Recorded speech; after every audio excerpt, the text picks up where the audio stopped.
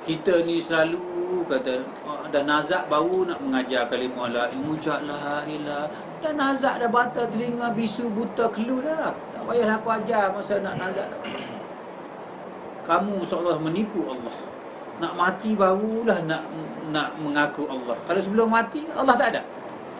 Tak payahlah kita hidup dalam berpura-pura muslim-muslimat sahabat-sahabat yang ada kekanda-kekanda. Ibu, tak payah kita menipu Allah. Allah tahu. Nak mati baru nak menyatakan Allah.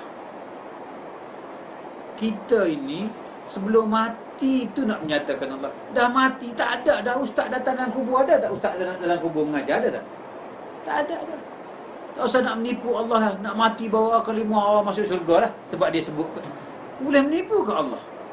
Oh, masa hayatmu kamu tak nampak aku ya? Masa nak mati bawa aku ya? Aku tahulah. Kamu tak usah tipu aku.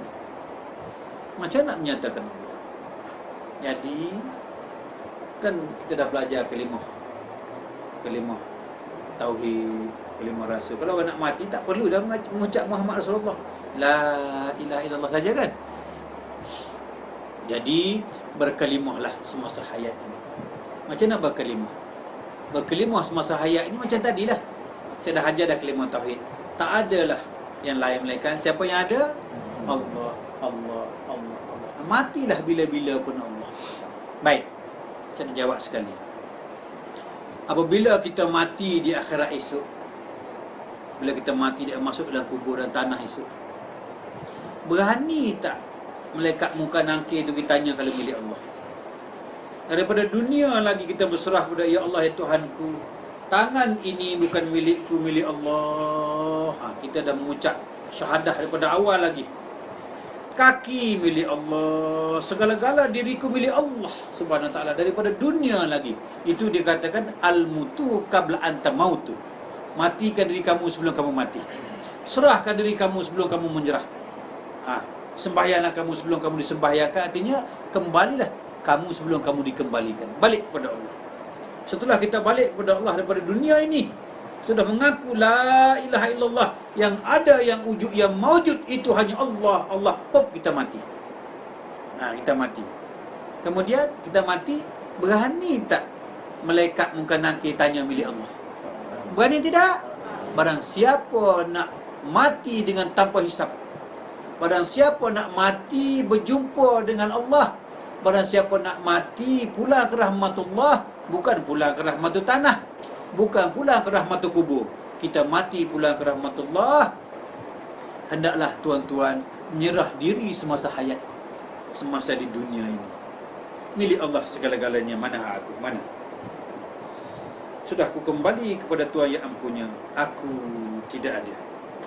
Yang ada itu Allah, Allah, Allah, Allah. Puk, kita mati. Kita mati, kita tidak akan berada di alam kubur. Kita balik ke rahmatullah. Usah kata malaikat nak tanya, nak cari pun tak jumpa dah kita. Kalau ada sekalipun, tak berani dia bertanya milik Allah. Kalau milik tangan Muhammad bin Yusuf, wajib kena tanya.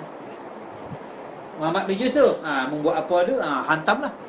Tapi jikalau milik Allah daripada dunia, itu dikatakan pulang ke rahmatullah tanpa hisab, balik ke pangkuan Allah.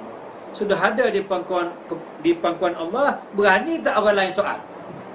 Tak ada dah. Jadi barang siapa nak pulang ke rahmatullah, berserahlah diri pada dunia. Yang semayang milik siapa? Yang puasa milik siapa? Yang hidup milik siapa? Yang mati milik siapa? Habis. Pulang ke rahmatullah. Itu artinya berkalimah sepanjang masa. Tak perlu kita tipu Allah nak mati berkalimah. Kalau tahu nak mati, kalau tak tahu mati. Jadi tak usah tunggu mati ya. Habis. Lagi. Baik, apa arti solat? Solat ini pegang betul-betul ya. Ini saya umpamakan sebagai kursus ya. Ingat ini sebab apa? Saya dari jauh, sahabat-sahabat datang menghormati saya, ya, saya menghargai itu. Jadi apa yang ada saya buka habis, tak nak sembunyi-sembunyi. Buat apa nak sembunyi-sembunyi? Ya. Kalau nak sembunyi-sembunyi tak payah datanglah. Tak, cakap-cakap sikit rahsia. Bercakap-cakap rahsia. Semua orang boleh bercakap. Saya tak ada rahsia. Baik. Solat artinya menyatakan Allah. Ingat itu. Solat bukan arti sembah menyembah. Kamu tak perlu sembah aku, memang aku dah besar dah. Ya, kalau kamu tak sembah aku pun aku dah raja dah. Apa nak sembah aku? Apa yang ada dalam solat untuk aku? Seumpamanya kata, aku ni ibadah ni nak sembah Allah. Baik. Nak serah kepada Allah, sembahyang aku ni kan. Baik. Allah pun bertanya, wahai hamba yang aku hormati, siapa yang bagi kamu berdiri? Jawab, siapa bagi kamu berdiri?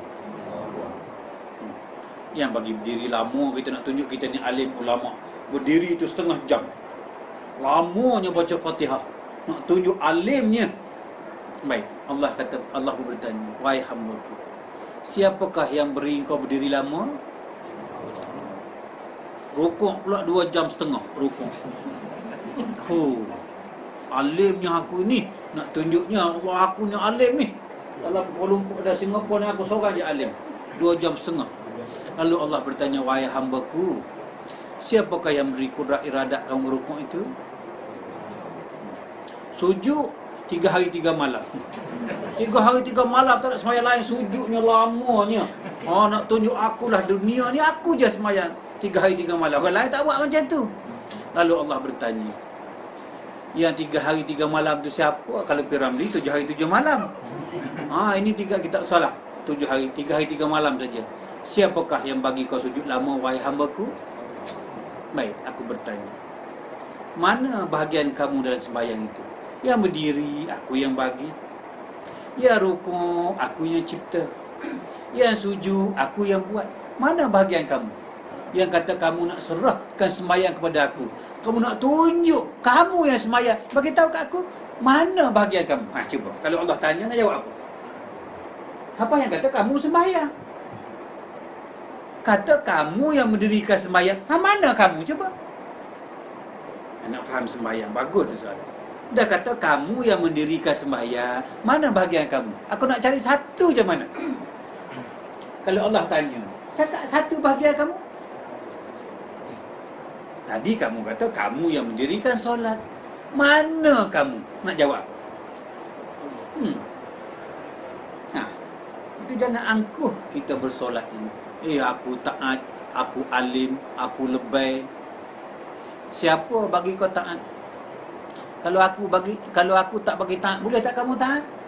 Taat pun aku itu. Apa yang kamu nak tunjuk kepada aku dalam bersolat? Apa? Itu makanya kita faham, solat bukan sembah menyembah. Mu nak sembah apa? Memang berdiri pun aku, sujud pun aku. Nak sembah aku apa? Memang aku tu. Jadi sembahyang, solat-solat ni bukan sembahyang, bukan sembah menyembah. Ya, solat artinya nak menyatakan Allah. Faham ya? Solat, tak usah sebut perkataan solat. Mengelirukan kita solat je, ingat berdiri, ingat takbir, ingat rukuk, ingat bacaan. Bukan itu. Itu perbuatan solat. Kamu belum bersolat itu. Kamu berdiri, rukuk, takbir, sujud, itu perbuatan solat. Yang aku suruh kamu ini bersolatlah. Betul tidak? Hayalah solat tu ada tak perbuatan solat? Aku mengajak kamu bersolat, bukan mengajak kamu perbuatan solat. Yang kamu buat tu perbuatan solat. Mana solat? Mana solat? Yang kita duk buat tu perbuatan syariatnya. Mana syariat? Aku perintahkan kamu jangan tinggal syariat aku. Tapi tuan-tuan keliru. Tuan-tuan buat perbuatan syariat. Mana syariat Allah? Yang tuan-tuan buat tu pekerjaan sembahyang. Perbuatan sembahyang. Mana sembahyang? Lain ya. Sembahyang lain, perbuatan sembahyang lain. Syariat lain, perbuatan syariat lain. Yang kita buat tu perbuatan syariat. Mana syariat Allah? Mana? Mu nak tunjuk perbuatan syariat, kan saya dah bagi tahu dah. Sekadar perbuatan berdiri, aku yang bagi berdiri. Mu nak tunjuk apa ke aku? Nak tunjuk perbuatan rukuk berapa jam rukuk tadi? 2 jam setengah. Mu nak tunjuk 2 jam setengah. Rukuk tu aku yang bagi. Sujud 3 hari 3 malam, aku bagi. Mu nak tunjuk apa sembahyang? Itu perbuatan syariat tu aku yang punya. Perbuatan syariat tu aku yang punya. Aku nak solatnya mana? Perbuatan solat aku yang punya. Aku nak solat mana? Ingat tu zikir. Arab kata zikir, Melayu kata ingat. Solat mana? Itu saya kata solat artinya menyatakan Allah. Solat ada 2. Pertama, solat 5 waktu.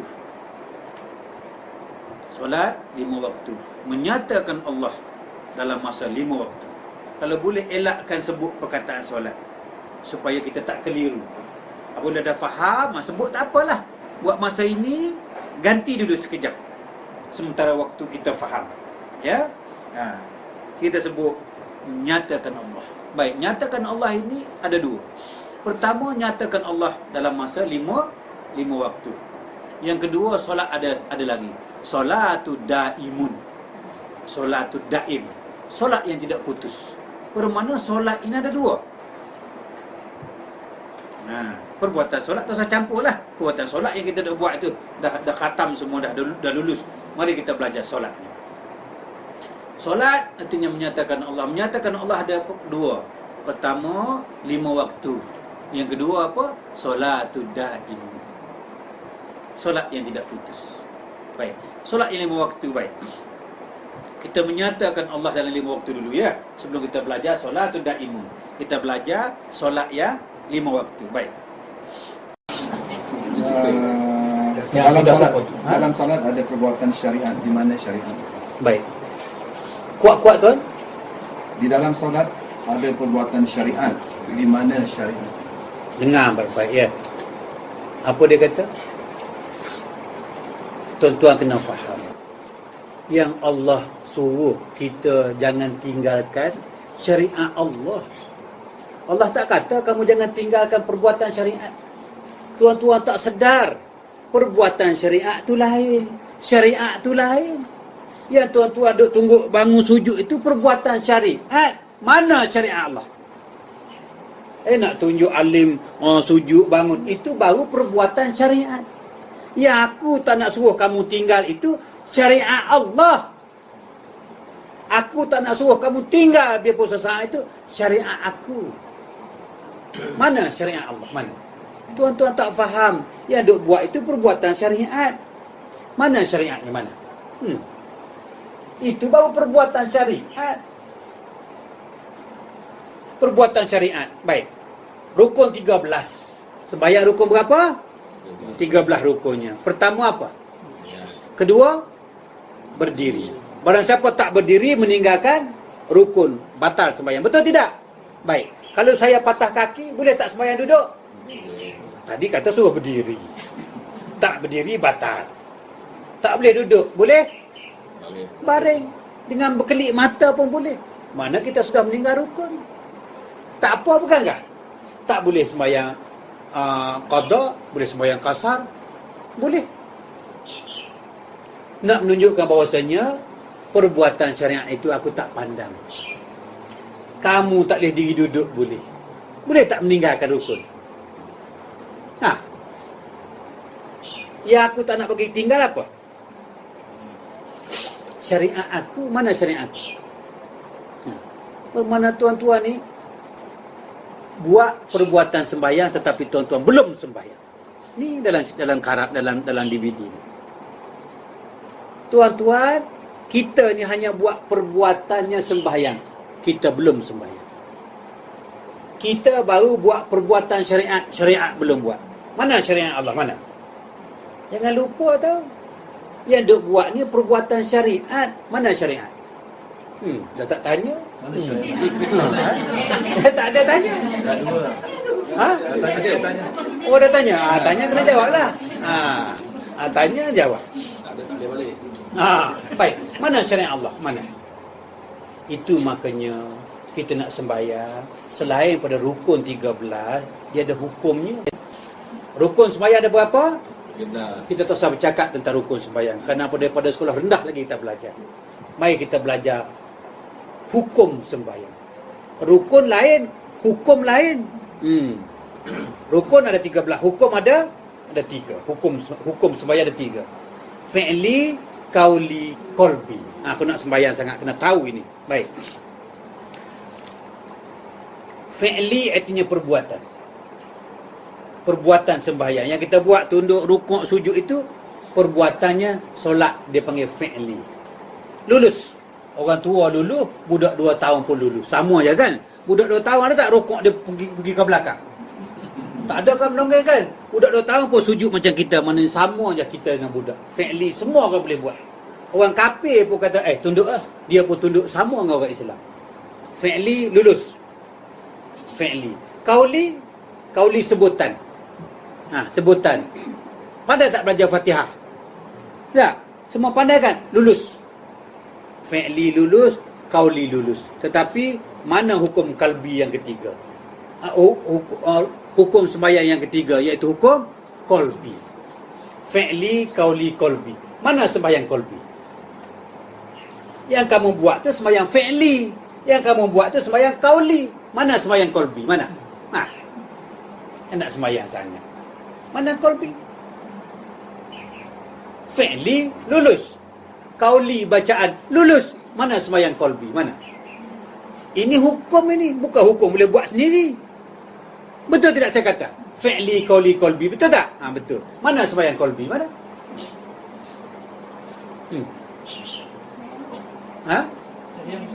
Ruh, mana ruh? Qalbi mukmin baitullah tu. Qalbi mukmin baitullah. Mana sembahyangnya qalbi?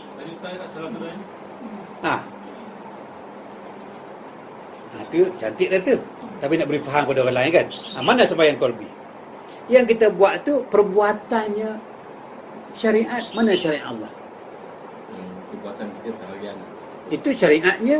Yang kita tunduk syariatnya. Mana syariat Allah? Mana sembahyang qalbi? Baik. Sembahyang qalbi itu kan, nak sembahyang macam mana dengan qalbi?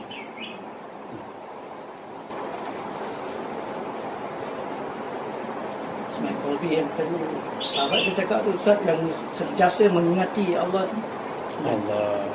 Jadi saya tangguh dulu itu ya. Saya nak cerita perbezaan syariat dengan perbuatan syariat. Takut orang keliru ya. Baik. Syariat itu, perbuatan syariat itu ini yang kita nak buat kan. Mana syariat Allah? Ruh itulah syariat Allah. Itu makanya dalam hukum qalbi ada 7 perkara. Ya. Dalam hukum qalbi ada 7 perkara. Apa? Qasak, tulis. Ta'aruk, ta'yin, ihram, munajat, tabdi. Tak usah kita ambil 7, kita ambil 2 aja. Qasak dengan ta'aruk. Apa arti ta'aruk? Ini nak mengaji mana syariat, mana perbuatan syariat. Apa arti ta'aruk? Ta'aruk itu artinya menentukan yang mana sunat, yang mana wajib. Kalau kita nak sembahyang, kena tahu dulu mana yang sunat aku nak bawa jumpa Allah, mana yang wajib aku nak bawa jumpa Allah. Yang sunatnya kakimu, tak ada kaki boleh tak sembahyang? Kaki itu sunat. Tak ada mulut boleh tak sembahyang? Mulutmu itu sunat. Tak ada suara boleh tak sembahyang? Suaramu sunat, aku tak perlu yang sunat. Ada tak apa, tak ada pun tak apa. Tetapi kamu jangan tinggalkan yang syariat itu mana. Yang wajib itu mana? Yang wajib itu ruh. Jadi syariat Allah itu ruh lah syariat Allah. Boleh tak kita berdiri kalau ruh tak ada? Yang kedua pula, pernah tak mata telinga jumpa Allah? Pernah tak? Tak pernah. Siapa yang pernah jumpa Allah? Alastu birabbikum qalu bala syahidna. Allah bertanya kepada ruh, betul tak mu kenal aku? Betul tak aku rajamu? Ruh kata benar. Jadi yang pernah jumpa Allah siapa? Ruh. Maka biar ruh lah yang pergi jumpa Allah. Mata nak jumpa Allah macam mana? Allah mata tak pernah jumpa Allah. Mulut nak pergi jumpa Allah macam mana? Mulut tak pernah kenal Allah. Siapa pernah kenal Allah? Ruh. Ruh itulah yang sebenar-benar bersolat. Kenapa? Kerana ruh yang mengenal Allah. Ini dikatakan syariat Allah. Kamu tak boleh tinggal syariat Allah. Kamu tak boleh meninggalkan ruh kamu. Ini syariat. Perbuatan syariat lain. Syariat Allah lain. Yang Allah tak nak bagi kamu tinggal tu syariat aku, bukan perbuatan syariat. Yang aku tak nak kamu tinggal tu syariat aku. Mana syariat aku? Ruh itulah syariat Allah. Ini yang Allah tak nak bagi tinggal. Tetapi selepas ini jangan pula tak sembahyang. Kan kita bicara ini bab ilmu hakikat, bukan nak kisah sembahyang fardu zuhur, fardu maghrib itu lain. Itu syariat, kena buatlah syariat. Ini cerita di mana sebenarnya syariat Allah. Jadi apabila kita nak jumpa Allah, kita jangan tinggalkan ruh. Sebab apa? Yang melihat siapa? Kerana ada ruh. Yang mendengar siapa? Kerana ada ruh. Siapa yang berdiri sembahyang? Kerana ada roh. Siapa yang angkat tangan takbir? Kerana ada roh. Kamu jangan tinggalkan roh. Baru boleh kamu datang jumpa tu. Tengok orang mati. Boleh tak sembahyang? Tak boleh.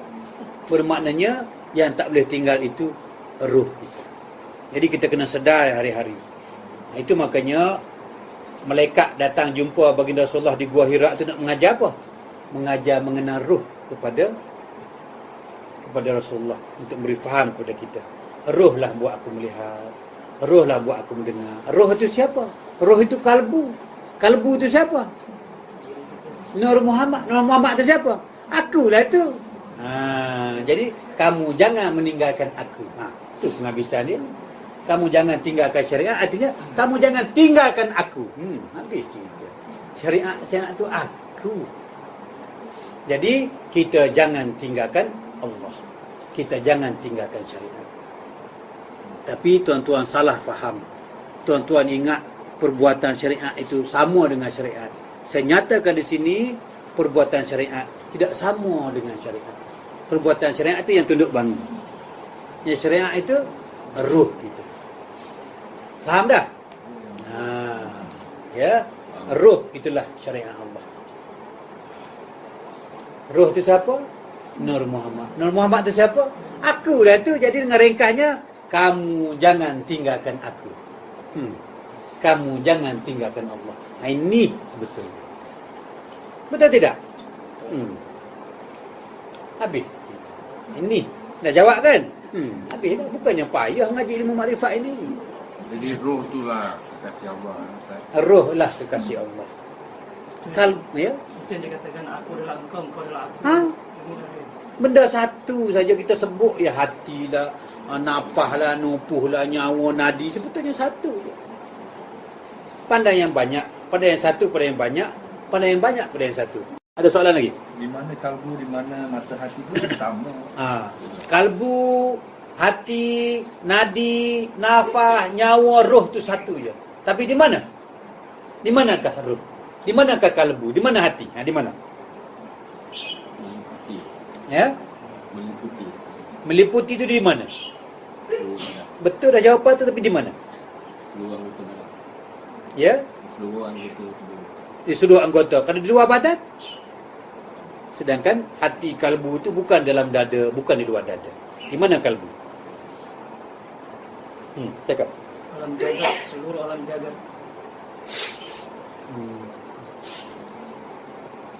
Di mana letak wajah itu, wajahku dan meliputi. Itu betul, tapi dikhawatirkan hanya istilah saja. Sebab kita kan belajar, kita boleh cakap, tapi sebetulnya mana benda tu? Mana? Enggak. Kita boleh cakap, betul lah tu semua, tapi di mana? Ilmu makrifat dia tidak ada istilah, dia bercakap di atas kenyataan.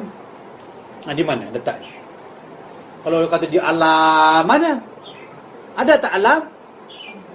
Alam ada tidak? Jawab. Alam ada tidak? Nak kata letak di alam, alam tak ada. Seumpamanya. Nak kata letak kat diri, diri tak ada. Jikalau ada diri, ada alam, syirik kepada Allah. Syirik ini teramat mudah. Seumpama semut hitam berjalan di atas batu hitam di malam gelap gulita. Kita tak sedar yang kita bawa syirik. nak sembahyang, nak mengesahkan Allah, tiba-tiba sebenarnya kita membawa syirik kepada Allah. Apa tidaknya? Aku yang berdiri sembahyang, syirik kepada Allah. Tengok. Kita nak sembahyang ini, tiba-tiba aku berdiri, syirik. Siapa yang mendirikan kau sembahyang cakap? Benda baru kan benda lama kau berdiri ni? Nak cakap engkau yang berdiri, aku yang mendirikan kau sebelum kau beranak lagi. Ni. Siapa yang batal kebir? Benda baru kan benda lama? Itu makanya niat ya. Sahaja aku sembahyang maghrib 3 rakaat. Kenapa kita sebut sahaja? Sebab saja-saja aja yang betul-betul buatnya Allah. Faham tak? Yang betul-betul buatnya Allah. Baik. Dah terlanjur saya kata niat tadi. Mana niatnya sembahyang? Tadi sahaja aku sembahyang maghrib 3 rakaat itu, lafaznya niat, belum niat itu. Mana niat sembahyang? Mana? Kalau sekadar nak bagi tahu aku sembahyang 3 rakaat, Allah kata apa? Kamu tak payah ceritalah keadaan aku sembahyang maghrib 3 rakaat. Engkau belum turun tangga pergi masjid tu, aku tahu dah nak sembahyang maghrib 3 rakaat. Nak cerita ke aku? Mengingat aku ni bodoh? Aku tak bodoh lah. Aku tak lupa lah. Nak jawab macam mana?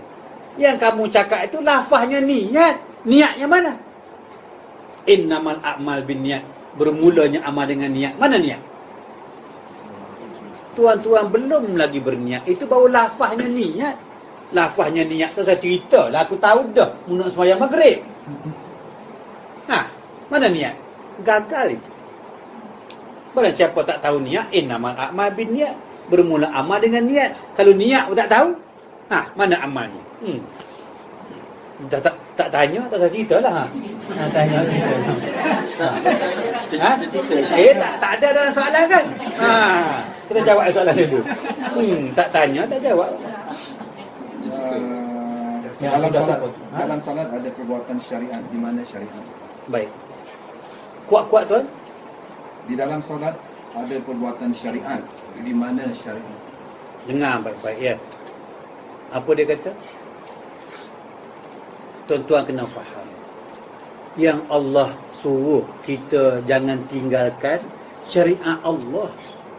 Allah tak kata kamu jangan tinggalkan perbuatan syariat. Tuan-tuan tak sedar. Perbuatan syariat tu lain. Syariat tu lain. Yang tuan-tuan duk tunggu bangun sujud itu perbuatan syariat. Mana syariat Allah? Nak tunjuk alim sujud bangun, itu baru perbuatan syariat. Yang aku tak nak suruh kamu tinggal itu syariat Allah. Aku tak nak suruh kamu tinggal biarpun sesaat itu syariat aku. Mana syariat Allah? Mana? Tuan-tuan tak faham. Yang duk buat itu perbuatan syariat. Mana syariatnya? Mana? Itu baru perbuatan syariat. Perbuatan syariat. Baik. Rukun 13. Sembahyang rukun berapa? 13 rukunnya. Pertama apa? Kedua, berdiri. Barang siapa tak berdiri meninggalkan rukun, batal sembahyang. Betul tidak? Baik. Kalau saya patah kaki, boleh tak sembahyang duduk? Tadi kata suruh berdiri.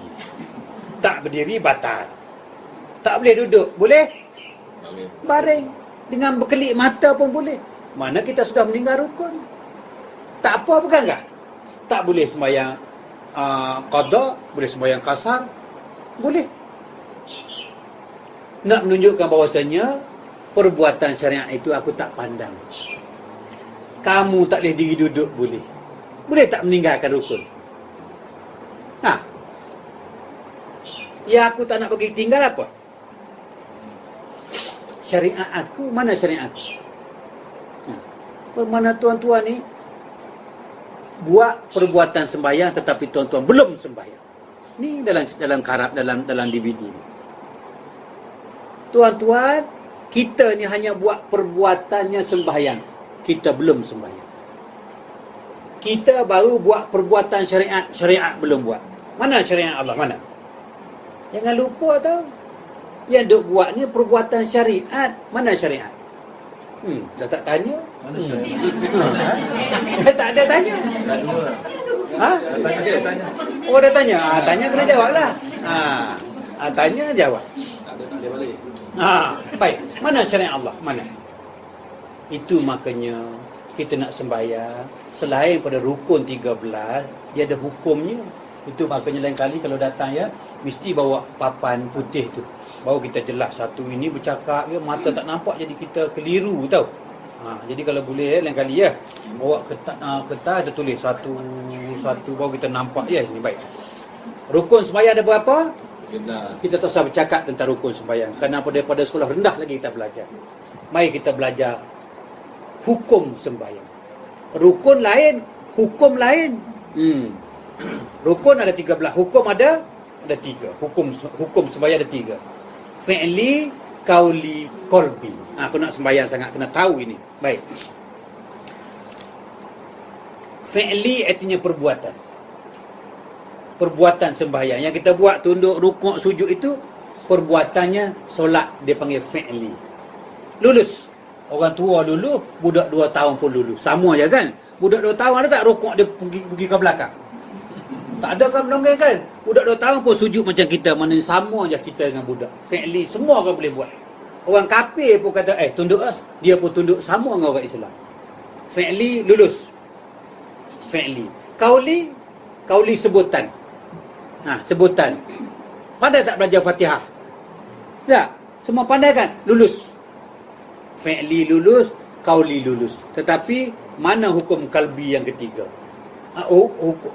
Hukum sembahyang yang ketiga iaitu hukum qalbi. Fi'li, qauli, qalbi. Mana sembahyang qalbi? Yang kamu buat tu sembahyang fi'li, yang kamu buat tu sembahyang qauli. Mana sembahyang qalbi? Mana? Nak sembahyang sangat. Mana qalbi? Fi'li lulus, qauli bacaan lulus. Mana sembahyang qalbi? Mana? Ini hukum ini, bukan hukum boleh buat sendiri. Betul tidak saya kata? Fi'li, qauli, qalbi, betul tak? Betul. Mana sembahyang qalbi? Mana?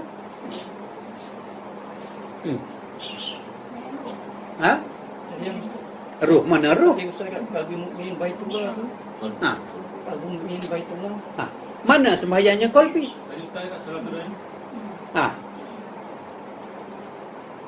Tu cantik dah tu. Tapi nak beri faham kepada orang lain kan.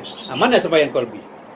Yang kita buat tu perbuatannya syariat. Mana syariat Allah? Perbuatan kita seharian. Itu syariatnya. Yang kita tunduk syariatnya. Mana syariat Allah? Mana sembahyang qalbi? Baik. Sembahyang qalbi itu kan, nak sembahyang macam mana dengan qalbi?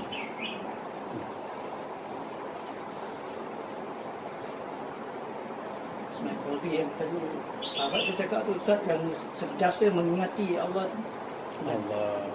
Jadi saya tangguh dulu itu ya. Saya nak cerita perbezaan syariat dengan perbuatan syariat. Takut orang keliru ya. Baik. Syariat itu, perbuatan syariat itu ini yang kita nak buat kan. Mana syariat Allah? Ruh itulah syariat Allah. Itu makanya dalam hukum qalbi ada 7 perkara. Ya. Dalam hukum qalbi ada 7 perkara. Apa? Qasak, tulis. Ta'aruk, ta'yin, ihram, munajat, tabdi. Tak usah kita ambil 7, kita ambil 2 aja. Qasak qasak dengan ta'aruk. Apa arti ta'aruk? Ini nak mengaji mana syariat, mana perbuatan syariat. Apa arti ta'aruk? Ta'aruk itu artinya menentukan yang mana sunat, yang mana wajib. Kalau kita nak sembahyang, kena tahu dulu mana yang sunat aku nak bawa jumpa Allah, mana yang wajib aku nak bawa jumpa Allah. Yang sunatnya kakimu, tak ada kaki boleh tak sembahyang? Kaki itu sunat. Tak ada mulut boleh tak sembahyang? Mulutmu tu sunat. Tak ada suara boleh tak sembahyang? Suaramu sunat, aku tak perlu yang sunat. Ada tak apa, tak ada pun tak apa. Tetapi kamu jangan tinggalkan yang syariat itu mana. Yang wajib itu mana? Yang wajib itu ruh. Jadi syariat Allah itu ruh lah syariat Allah. Boleh tak kita berdiri kalau ruh tak ada? Yang kedua pula, pernah tak mata telinga jumpa Allah? Pernah tak? Tak pernah. Siapa yang pernah jumpa Allah? Alastu birabbikum? Qalu bala syahidna. Allah bertanya kepada ruh, betul tak mu kenal aku? Betul tak aku rajamu? Ruh kata benar.